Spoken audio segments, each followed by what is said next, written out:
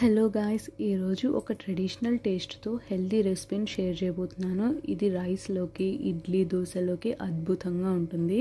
10 నిమిషాల్లో రెడీ అయిపోతుంది. చాలా సింపుల్ ఇంగ్రీడియంట్స్.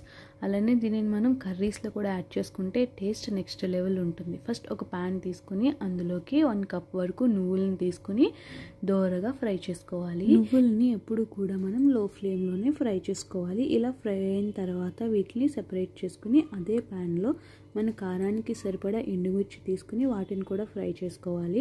ఇప్పుడు ఇందులోకి 1 టేబుల్ స్పూన్ జీలకర్ర, కొద్దిగా చింతపండు, 5 to 6 వెల్లుల్లి, కొంచెం పసుపు, టేస్ట్కి సరిపడా సాల్ట్ వేసి గ్రైండ్ చేసుకుంటే మన హెల్దీ అండ్ టేస్టీ నువ్వుల పొడి అయితే రెడీ అయిపోతుంది.